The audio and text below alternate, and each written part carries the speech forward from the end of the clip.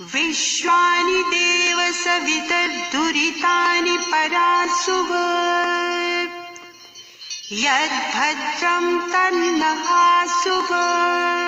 देखा नहीं जा सकता है, इन आंखों के विषयों से क्या है, पृथक है, इंद्रियों के विषयों के पथ से पृथक है। इसका एक अर्थ ये भी है कि परमात्मा का इतनी सामर्थ्य है, वो अपने सामर्थ्य से ही सबको जानता है, सबको देखता है, सबको सुनता है, उसको चक्षुरादि इंद्रियों की आवश्यकता नहीं है। वही है अपाणिपादो जवनो ग्रहीता पश्चित चक्षु, वहीं से है। हाँ, कहते हैं ईश्वर का नाम निरंजन है। निरंजन का अर्थ ऋषिवर ने यही किया है, आकृति से अलग, मलेच्छाचार, दुष्ट कामना, चक्षुरादि इंद्रियों के विषयों के पथ से पृथक है, इससे ईश्वर का नाम निरंजन है। अब लोक में गणेश जी का है, ईश्वर का नाम भी गणेश है, गणपति भी है। ऋषिवर की विशेषता है कि जो लोक में लोगों ने परमेश्वर के नामों से पाखंड फैला रखा था, ऋषिवर ने उसकी व्याख्या की है कि यह परमेश्वर का नाम किस प्रकार से है। गण संख्या ने इस धातु से गण शब्द सिद्ध होता है, इसके आगे ईश व पति शब्द रखने से गणेश और गणपति शब्द सिद्ध होते हैं। ये प्रकृत्यादयो जड़ा जीवाश्चा गण्यन्ते संख्यायन्ते तेषाम ईशः स्वामी पति पालकोवा। कहते हैं जो प्रकृत्यादि जड़ और सब जीव प्रख्यात पदार्थों का स्वामी व पालन करने हारा है, इससे उस ईश्वर का नाम गणेश व गणपति है। अब देखो गणपति गण किसको कहते हैं? गण कहते हैं वैसे समूह को, और यहाँ कहते हैं समूह को ही गिना जाता है कि ये 1 2 3 4 5, जब यही होता है, जब संख्या की जाती है तभी वो समूह बनता है। अब ये जितने प्रकृति है हमारी, प्रकृति आदि जड़ा, ये जो संसार जिन्हें हम देखते हैं प्रकृति है, और क्या है, जीव। ये जीव जो प्रख्यात हैं, जिनको हम देख लेते हैं कि प्रकृति प्रख्यात कब होती है, कि जब ये मूल अवस्था में जब प्रकृति है सत्व रजस तमस में, तब इसको देखा नहीं जा सकता। जब ये विकृति में आती है और जब ये त्रसरेणु में बनते हैं, अर्थात ये जो स्थूल भूत हैं पृथ्वी जल वायु आकाश आदि, तभी ये देखे जाते हैं, इसी को प्रख्यात कहते हैं। और जब जीव इनके साथ में युक्त होता है, इस शरीर से तब व्यवहार करता है, तो इन सब का स्वामी कौन है? ईश्वर है। इसका पालन करने वाला कौन है? ईश्वर है। इससे उस ईश्वर का नाम गणेश है या गणपति है। गणेश तो कहेंगे प्रकृति और इन जीवों का जो स्वामी है उसको कहेंगे गणेश, और इनकी जो रक्षा करने वाला है उनको तब कहेंगे गणपति।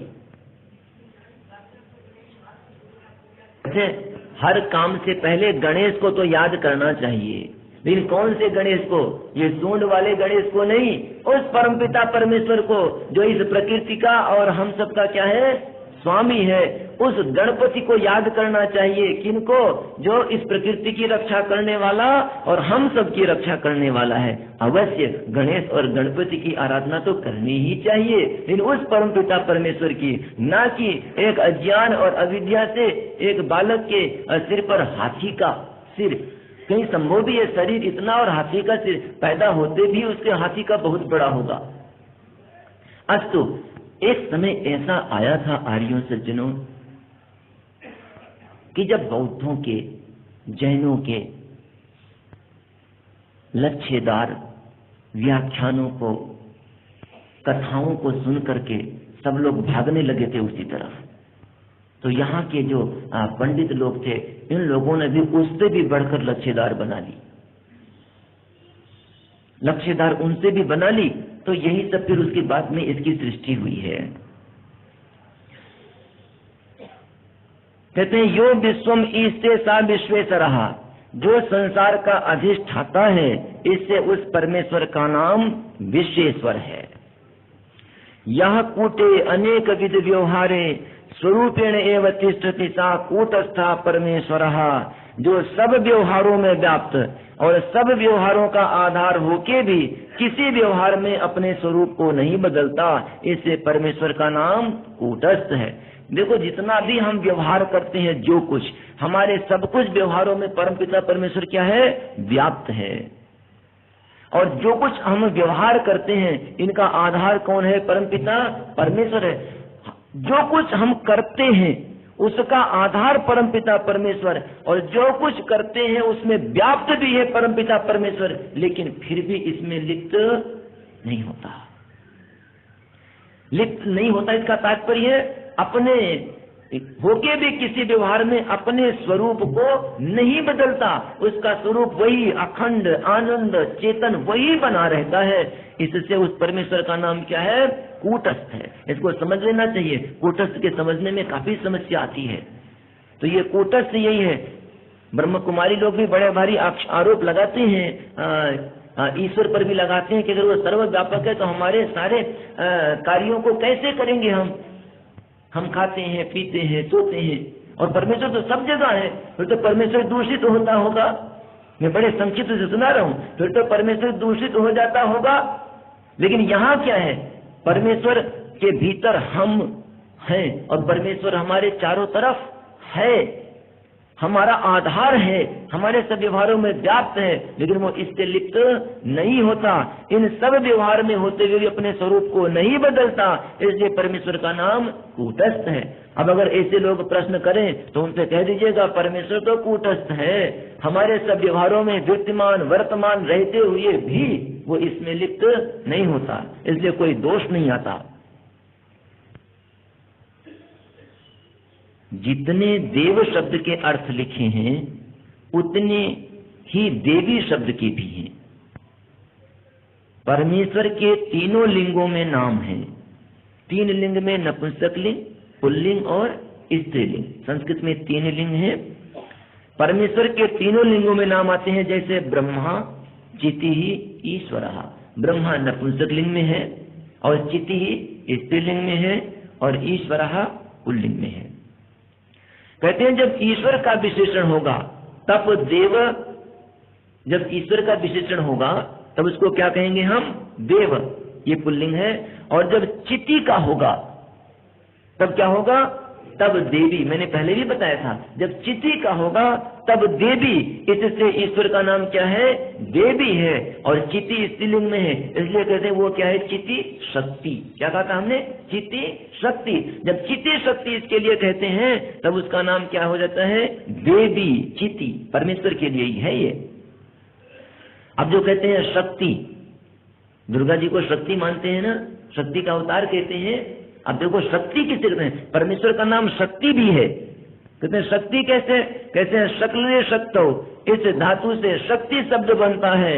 यह सर्वम जगत कर्तुम शक्नोति सा शक्ति ही, जो सब जगत के बनाने में समर्थ है, इसलिए उस परमेश्वर का नाम शक्ति है। देखो कितनी उत्कृष्ट व्याख्या कर दी ऋषिवर ने, इसका नाम शक्ति है। और श्री, परमेश्वर का नाम श्री भी है। और श्री कैसे बनता है? कहते हैं श्री सेवायाम, इस धातु से श्री शब्द सिद्ध होता है। यह श्रीयते सेव्यते सर्वेण जगता विद्वद्भिर योगिभिश्च सा श्रीरीश्वरः, जिसका सेवन सब जगत विद्वान और योगी जन करते हैं, उस परमात्मा का नाम श्री है। अतः जिसका सेवन कौन करते हैं? सब जगत, जितने संसार के लोग हैं सब, और विद्वान भी इसका सेवन करते हैं, उसको आकांक्षा करते हैं, उसको चाहते हैं, और योगी जन तो चाहते ही हैं परमेश्वर को। इसलिए क्योंकि वो सबसे चाहा जाता है, सब उसको चाहते हैं, ग्रहण करना चाहते हैं, इसलिए उस परमात्मा का नाम क्या है? श्री है। और जैसे लोक में श्री किसको कहते हैं? लक्ष्मी को, धन को। तो धन को सब चाहते हैं ना, लोक में भी कहते हैं, कहें कोई हमें हानि नहीं है, लोक में भी कह ले श्री को। और परमात्मा को भी श्री कहते हैं। क्यों? सब लोग परमात्मा को भी चाहते हैं, और धन से बढ़कर के सब परमात्मा को चाहते हैं। कहोगे क्यों? ये जो योगी होते हैं ये धन की कामना थोड़े करते हैं। सारा धन दे दो संसार भर का, तब भी ये धन के प्रति नहीं जाते। ये किसकी कामना करते हैं? ईश्वर की। क्यों? क्योंकि वो जानते हैं कि इस धन से बड़ा ईश्वर है, इसलिए सबसे बड़ा श्री तो वही है। कहते हैं अब लक्ष्मी शब्द, श्री के बाद में क्या आ रहा है? लक्ष्मी आ रहा है। दीपावली पर बड़ी पूजा करते हैं, हमारे लोग जो है सोचते हैं लक्ष्मी देवी जी हैं, वैसे स्त्रीलिंग में है लक्ष्मी। लक्ष्मी हम भी कह सकते हैं लक्ष्मी देवी है, क्योंकि लक्ष्मी स्त्रीलिंग में और देवी भी कह सकते हैं। जैसे ईश्वर को देव, इसी प्रकार से लक्ष्मी को देवी भी कह सकते हैं। लेकिन लक्ष्मी कौन हमें धन धान्य से संपूर्ण कर सकता है? तो आए देखें कि ऋषि दयानंद क्या कहते हैं कि लक्ष्मी का क्या अर्थ है। कहते हैं लक्ष्य दर्शनांकनयो हो, इस धातु से लक्ष्मी शब्द सिद्ध होता है। कहते हैं यो लक्ष्यति पश्यति अंकते चिन्हयति चराचरम जगत अथवा वेदैहि आप्तैहि योगभिश्च यो लक्ष्यते सा लक्ष्मी ही सर्व प्रिय स्वरः। कहते हैं जो सब चराचर जगत को देखता, इस चराचर चरता जड़ और चेतन ये जो जगत है इनको कौन देखता है? परमपिता परमेश्वर। चिन्हित अर्थात दृश्य बनाता, ये जो प्रकृति है, ये प्रकृति हम देख नहीं सकते, इस प्रकृति को दृश्य कौन बनाता है? देखने के योग्य कौन बनाता है? परमपिता परमेश्वर। परमपिता परमेश्वर इसको स्थूल करता है और हमारे लिए शरीर बनाता है और हमें चक्षु देता है, सूरज का प्रकाश देता है, जिससे हम इस सृष्टि को देख सकें। कहते हैं जैसे शरीर के नेत्र, नासिका, ये शरीर के नेत्र बनाया, नासिका बनाया, तो ये क्या है? दृश्य है। कहते हैं और वृक्ष के क्या बनाए? पत्र, पुष्प, फल और मूल। मूल कहते हैं जड़ को, पत्र, पुष्प, फल और मूल वृक्षों के बनाए। और पृथ्वी, जल के कृष्ण, रक्त, श्वेत, मृत्तिका, पाषाण। इसको देखो, ये पृथ्वी लाल रंग की होती है, श्वेत होती है क्या? लाल रंग की मिट्टी तो देखी होगी, बहुतों ने देखी होगी। देखो कितनी विचित्र लाल रंग की, श्वेत रंग की, भूमि तो कहते हैं दूसरे रंग की तो होती ही है। कितनी विचित्र सृष्टि है बनाता है। और जब इनका संयोग होता है जल के साथ में, तो जल भी क्या होता है? काले रंग का। यहाँ अपने ही भारत में पिथौरागढ़ में एक नदी है, जिस नदी का नाम है काली नदी और एक गोरी नदी। काली नदी का पानी काला और गोरी नदी का पानी गोरा। ये काला कैसे हुआ? उसको काली नदी क्यों कहने लगे? क्योंकि जहां से वो निकलती है उसके आसपास जो पहाड़ है, जो भूमि है, वो काले रंग के हैं। उसकी मिट्टी बह बह करके उसके साथ मिलती है तो उसका रंग क्या हो जाता है? काला। लोगों ने नाम ही रख दिया काली नदी। इसीलिए ऋषि ने यहाँ लिखा, देखो पृथ्वी, जल के कृष्ण, रक्त, श्वेत, ये मृत्तिका और पाषाण, ये पहाड़ तो देखे ही होंगे ना भिन्न भिन्न रंग के। मैंने ही कम से कम बहुत सारे रंगों के देखे। और फिर ये देखो हीरे जवाहरात, देखो है क्या? है क्या? एक दृष्टिकोण से पहाड़ ही तो है ये हीरे, गोमेद, पुखराज, नीलम, देखो कितने भिन्न भिन्न रंग बिरंगे हैं। कितनी विचित्र सृष्टि है ईश्वर की। कहते हैं चंद्र और सूर्य आदि चिन्ह बनाता, इनका निर्माण करता तथा सबको देखता, सब शोभाओं की शोभा। और जो वेदादि शास्त्र व धार्मिक विद्वान योगियों का लक्ष्य अर्थात देखने योग्य है। अब एक और देखो आर्यगण, सब शोभाओं की शोभा तो परमपिता परमेश्वर है ही, क्योंकि उससे बड़ा कोई है नहीं। लेकिन कहते हैं कि वेदादि शास्त्रों का लक्ष्य भी क्या है? परमपिता परमेश्वर है। स्वामी जी ने कई बार कह रखा है कि वेदादि शास्त्रों का मुख्य प्रतिपादक विषय क्या है? परमपिता परमेश्वर है। वही यहाँ पर भी है कि वेदादि शास्त्र का लक्ष्य क्या है? लक्ष्य क्या है? परमपिता परमेश्वर। इसलिए आर्यों का लक्ष्य होता है, क्या लक्ष्य होता है? परमपिता परमेश्वर। आर्यों का लक्ष्य होता है मोक्ष। और धार्मिक विद्वान योगियों का भी लक्ष्य क्या होता है? परमपिता परमेश्वर। वही लिखा है ऋषिवर ने। कहते हैं क्योंकि ये इनका लक्ष्य है। किनका लक्ष्य है? वेदादि शास्त्रों का। ये किनका लक्ष्य है? धार्मिक विद्वान योगियों का। इसलिए परमेश्वर को क्या कहते हैं? लक्ष्मी। क्योंकि इतने श्रेष्ठ लोगों का ये लक्ष्य बनता है, इसलिए उस परमेश्वर को लक्ष्मी कहते हैं। और ना कि केवल इस प्रकार के कि दीपावली के दिन पूजा कर लिया गया तो ये लक्ष्मी हमें धन धान्य से भर देगी, ऐसा नहीं। लेकिन उस परमात्मा को लक्ष्मी कहते हैं और लक्ष्मी देवी है वो। इसलिए अगर हम उस परमेश्वर की उपासना करते हैं तो हम अपने उद्देश्य को, अपने लक्ष्य को जान जाएंगे। अब लोग कहते हैं सरस्वती, ये सरस्वती किसकी देवी है?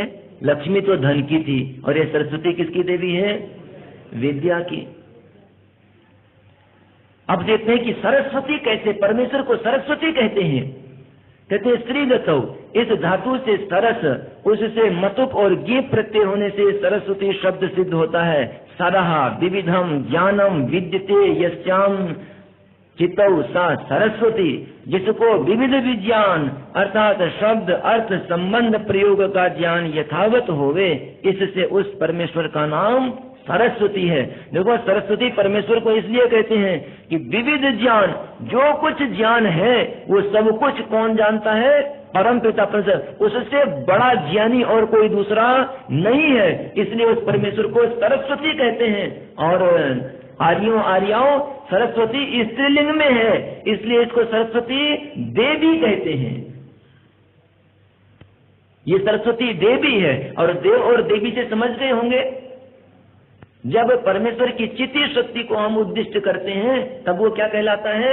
देवी। और यहाँ पर सरस्वती जब वो विविध ज्ञान का भंडार है, इसलिए उस परमेश्वर को सरस्वती देवी कहते हैं। ऐसा नहीं, इसलिए जो लोग ये बना लेते हैं या कुंदेन्दु तुषार हार धवला, सब काफी लोगों ने किया होगा, सरस्वती देवी का यह मंत्र है। देखो, वो सब लोगों ने अपनी अविद्या से बना रखी है, वो कुछ नहीं है। इसलिए ये सतत रखना है कि सरस्वती देवी है, सरस्वती देवी को नकार नहीं रहे हैं। और ये सरस्वती देवी कौन है? एक वही परमपिता परमेश्वर ही सरस्वती देवी है। कहते हैं सर्वाः शक्तयः विद्यन्ते यस्मिन् सा सर्वशक्तिमान ईश्वरः। कहते हैं जो अपने कार्य करने में किसी अन्य की सहायता की इच्छा नहीं करता, अपने ही सामर्थ्य से अपने सब काम पूरा करता है, इसलिए उस परमात्मा का नाम सर्वशक्तिमान है। कहते हैं णीय प्रापणे, इस धातु से न्याय शब्द सिद्ध होता है। प्रमाणे रथ परीक्षणम न्यायः, यह वचन न्याय सूत्रों पर वात्स्यायन मुनिकृत भाष्य का है। पक्षपात राहित्याचरणम न्यायः, जो प्रत्यक्षादि प्रमाणों की परीक्षा से सत्य सत्य सिद्ध हो तथा पक्षपात रहित धर्म रूप आचरण है, वह न्याय कहता है। प्रत्यक्षादि प्रमाणों की परीक्षा से जो सत्य सत्य सिद्ध हो और पक्षपात ना किया जाए और धर्म रूप हो, वो न्याय होता है। कहते हैं न्यायम कर्तुम शीलम अस्य सा न्यायकारीश्वरः, जिसका न्याय अर्थात पक्षपात रहित धर्म करने ही का स्वभाव है, इससे उस ईश्वर का नाम न्यायकारी है। कहते हैं परमेश्वर न्याय करने का स्वभाव ही है, वो कभी पक्षपात नहीं करता, पक्षपात रहित धर्म करने का स्वभाव है, इससे उस ईश्वर को न्यायकारी कहते हैं। परमेश्वर से बड़ा न्यायकारी और कोई दूसरा नहीं है।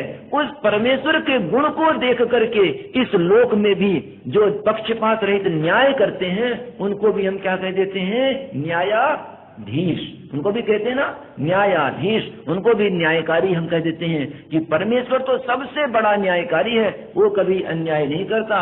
और इस लोक में रहने वाले अपनी अल्पज्ञता से अन्याय कर भी दें, लेकिन वो ईश्वर कभी नहीं करता, इसलिए उसका स्वभाव ही है न्याय करने का, इसलिए उसको न्यायकारी कहते हैं। कहते हैं दय दान गति रक्षण हिंसा दानेषु, इस धातु से दया शब्द सिद्ध होता है। दयते ददाति जानाति गच्छति रक्षति हिनस्ति यया सा दया, बहुवी दया विद्यते यस्य सा दयालु परमेश्वरः। कहते हैं जो अभय का दाता, परमेश्वर अभय का दाता, किसी को भी कभी भय नहीं देता, अभय का देने वाला है। किसी को कभी का ये अर्थ मत लगा लेना कि दुष्टों को भी भय नहीं देता, लेकिन उसका स्वभाव क्या है? कभी किसी को भय ना देना, इसे उसका अभय है। लेकिन अगर कर्म करेगा तो दंड देने के लिए तो जरूर भेजेगा। इसलिए यहाँ कहा गया है न्यायकारी है वो। हाँ, उन्होंने कह दिया। हमारे शिवरार्थियों में से काफी ध्यान से समझते हैं और कुछ का कुछ थोड़ा सा बोल देते हैं, लेकिन वो बोलते ठीक ठीक है। अभय का दाता, कहते हैं सत्यासत्य सब विद्याओं का जानने, सत्य और असत्य क्या है दोनों सभी विद्याओं का वो जानता है। सत्य का उपदेश भी करने वाला है, और क्या है, सब सज्जनों की रक्षा करने, और आगे ही आ गया, और दुष्टों को यथा योग्य दंड देने वाला है। भाई ऋषि की बात तो ऋषि की बात है, ऋषि कहीं संदेह थोड़े छोड़ेंगे, ऋषि तो लिख ही देंगे। इसलिए परमात्मा का नाम दयालु है। ऐसा कठिन ज्यादा है, मैं प्रयास करूंगा सरल से सरल में समझाऊं, इसलिए ध्यान से सभी सुनेंगे। द्वयोर भावो द्वाभ्याम मितम सा द्विता, द्वैतम व सैव तदेव व द्वैतम, न विद्यते द्वैतम द्वितीयेश्वर भावो यस्मिन् तद द्वैतम, अर्थात सजातीय विजातीय गत भेद शून्यम ब्रह्म, दो का होना व दोनों से युक्त होना व द्विता व द्वैत अथवा द्वैत से रहित है। ये देख लो, दो का होना क्या कहलाता है, द्विता या द्वैत कहलाता है। दो का होना द्विता, द्वैत या द्वैत। फिर से समझ लो एक बार, दो का होना क्या कहलाता है, द्वैत कहलाता है, या द्विता कहलाता है, या द्विता, द्वैत, द्वैत, तीनों समझ लीजिए। दोनों से युक्त होना या दो का होना। तो परमेश्वर क्या है, इनसे रहित है, अर्थात परमेश्वर ना द्विता है, ना द्वैत है, ना द्वैत है। ये द्विता, द्वैत और द्वैत एक ही एकार्थवाची हैं, अलग अलग बनाए गए हैं प्रत्ययों से। कहते हैं सजातीय, जैसे मनुष्य का सजातीय दूसरा मनुष्य होता है। सजातीय क्या, सजातीय होता हम जैसे और आप, तो क्या है, सजातीय हो गए, एक ही जाति के हो गए, अर्थात मनुष्य जाति के हो गए, ये सजातीय। अगर कोई वृक्ष है तो वो क्या हो गया, वृक्ष जाति का ही हो गया, वो सजातीय हो गया। अब देखो, सजातीय पहले मनुष्य से देखते हैं, मनुष्य ही परस्पर में क्या होते हैं, सजातीय। और विजातीय, जैसे मनुष्य से भिन्न जाति वाला वृक्ष पाषाण आदि, ये क्या हो गए, विजातीय हो गए, क्योंकि मनुष्य से ये पृथक हैं, ये विजातीय हो गए। स्वगत, अर्थात शरीर में जैसे आंख, नाक, कान आदि अवयवों का भेद है। भेद है ना, आंख अलग, नाक अलग, कान अलग, ये अलग अलग अवयव हैं। वैसे दूसरे स्वजातीय ईश्वर, विजातीय ईश्वर, वह अपने आत्मा में तत्वांतर वस्तुओं से रहित है। ऐसे देखो, हमारा सजातीय तो बन जाता है ना, आप सब सजातीय हो गए, लेकिन परमेश्वर का भी दूसरा कोई भाई है क्या? हाँ, इसलिए मैं कहता कठिन जरूर है, लेकिन समझ लोगे तो बड़ा आनंद आता है। जब मैंने इन सबको समझा तो इतना आनंद आया कि वास्तव में इतना गंभीर है, लेकिन समझने पर बड़ा आनंद आता है, और खुल जाती है ईश्वर के प्रति और ईश्वर के प्रति में भी अगाध श्रद्धा हो जाती है कि जब हमें पता चलता है क्या है। और ये तो ज्ञान है, सबसे बड़ा आनंद तो ज्ञान से मिलता है। जो कहते हैं सजातीय, हम और आज सजातीय हैं, लेकिन परमेश्वर का दूसरा सजातीय कोई नहीं है। और कहते हैं विजातीय, कोई विजातीय हो, लेकिन परमेश्वर तक सोचो, देखो अपेक्षाकृत से तो विजातीय जीव बन सकता है और ये प्रकृति भी बन सकती है। लेकिन अगर ये देखो, जैसे हम ही हैं, जैसे हमारी एक अपनी अलग एक सत्ता है, एक नहीं प्रेम, और हमारा क्या ये वृक्ष आदि जो क्या हो गए, विजातीय है। इस प्रकार से क्या परमात्मा का दूसरा कोई तत्व भी होगा उसी के सामर्थ्य वाला जो विजातीय कहलाए? नहीं होगा, क्योंकि हमारा, अब यहां से थोड़ा और देखो, हमारा ये शरीर बना किससे, किससे बना? और ये वृक्ष कैसे बने? हाँ समझ, किससे बने? यही ठीक है, यही बोलना है, किससे बने हैं? तो हम दोनों का बनाना एक ही समान हुआ ना, लेकिन हम अलग हैं, हम हो गए सजातीय, हम आपस में, और ये जो वृक्ष आदि क्या हो गए, विजातीय। तो परमेश्वर का भी कोई ऐसा तत्व है जिससे परमेश्वर बना हो, उसी तत्व से दूसरा भी कोई बना हो, है कोई ऐसा? इसलिए परमेश्वर का सजातीय भी नहीं, परमेश्वर का विजातीय भी नहीं। मतलब इतना ये जटिल व्याख्या में है, लेकिन बड़ा ही एक उत्कृष्ट है। और देखो, जैसे हमारे में आंख, कान, नाक आदि अवयवों का भेद है कि नहीं है, इसी प्रकार से कहते हैं कि वह अपने आत्मा में तत्वांतर वस्तुओं से रहित, कोई दूसरा तत्वांतर वहां नहीं है, केवल और केवल एक चेतन मात्र है। क्या है? एक चेतन मात्र है। हमारे तो आंख कान नाक मुख आदि पृथक पृथक अवयव है, लेकिन परमेश्वर का कोई पृथक पृथक अवयव नहीं है। इसलिए कहते हैं वस्तुओं से रहित एक परमेश्वर है। इससे परमेश्वर का नाम क्या है? अद्वैत है। जो कितनी उत्कृष्ट व्याख्या की है। और आर्यों, मैंने तो पढ़ा है द्वैतवाद, विशिष्टाद्वैतवाद, विशिष्ट द्वैताद्वैतवाद, इन सब का पढ़ा है। और पढ़ने के बाद में जब ऋषिवर की व्याख्या देखी तो समझ में आ गया कि ऋषि की कितनी श्रद्धा है, अगाध श्रद्धा है परमपिता परमेश्वर पर, और ऋषि की बुद्धि इन शब्दों के अर्थों को खोलने में कितनी समर्थ है। अब देखो, ऋषि कहते हैं गण्यन्ते ये ते गुणा व ये ही गणयन्ति ते गुणाः यो गुणेभ्यो निर्गता सा निर्गुण ईश्वरः। अब देखो ध्यान से, जितने सत्व रज तम रूप रस स्पर्श गंधादि जड़ के गुण, अविद्या अल्पज्यता राग द्वेष और अविद्यादि क्लेश जीव के गुण हैं, उनसे जो पृथक है, इसमें अशब्द मस्पर्श मरूप मव्ययम इत्यादि उपनिषदों का प्रमाण है। जो शब्द स्पर्श रूपादि गुण रहित है, इससे परमेश्वर का नाम निर्गुण है। इसकी तो व्याख्या की आवश्यकता नहीं, सब समझ ही रहे हैं। कहते हैं यो गुण ही सा वर्तते सा सगुण। अब ऊपर निर्गुण की व्याख्या कर दी, और कुछ लोग ये समझ निर्गुण की वहां तो व्याख्या कर दी है, और अब है सगुण। कुछ लोग समझते हैं निर्गुण का मतलब निराकार और सगुण का मतलब साकार, लेकिन वो समझ नहीं पाते क्या है। निर्गुण की व्याख्या ऊपर में आ गई कि जो ये प्रकृति के गुण और हमारे गुण हैं, इनसे जो पृथक है, इसलिए उस परमेश्वर क्या है? निर्गुण है। और सगुण क्या?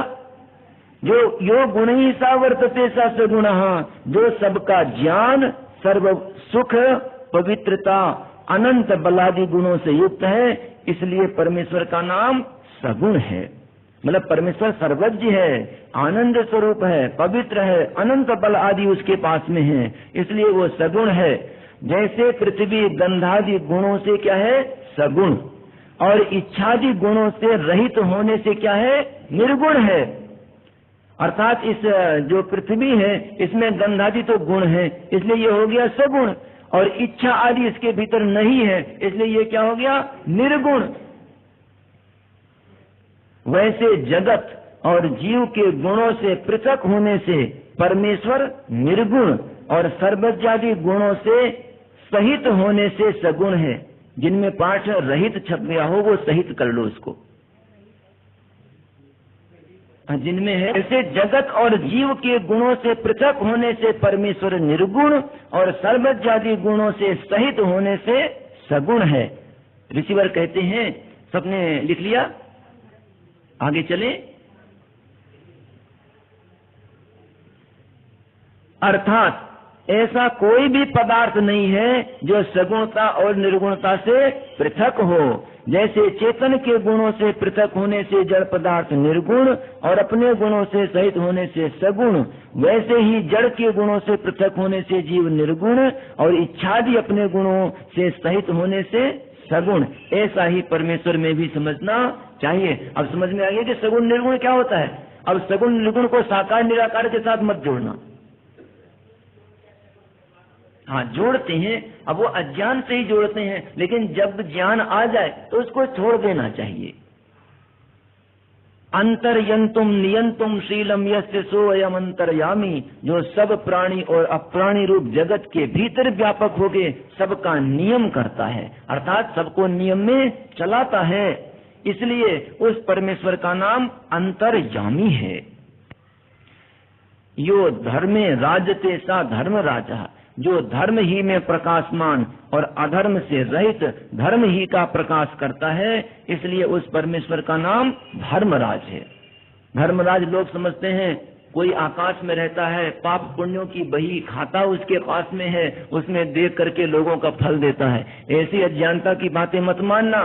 धर्मराज किसको कहते हैं? परमपिता परमेश्वर को। वो एक है और वो धर्म ही में प्रकाशमान है और हमेशा धर्म का ही प्रकाश करता है, इसलिए उसको धर्मराज है। कहते हैं यम किसको कहते हैं? दंड ये देता है, बही खाता धर्मराज रखता है, तो उसको तो कट गया, तो धर्मराज भी परमपिता परमेश्वर। अब यम क्या है?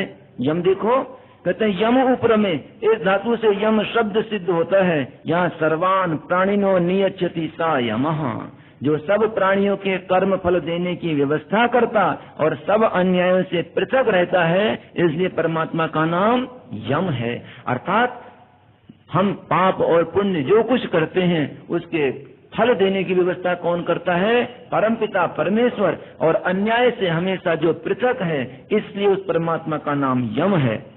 अब है भगवान। भगवान कौन?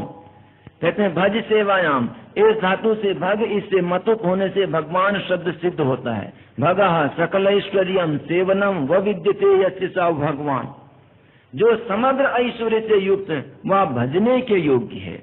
अर्थात जो पुकारा जाने के योग्य है, जिसकी उपासना की जाए, जिसकी स्तुति की जाए, जिसकी प्रार्थना की जाए, भजने के योग्य है। इसीलिए उस ईश्वर का नाम भगवान है। मन ज्ञाने, इस धातु से मनु शब्द बनता है। यो मन्यते सा मनु, जो मनु अर्थात विज्ञानशील और मानने योग्य है, इसलिए उस ईश्वर का नाम मनु है।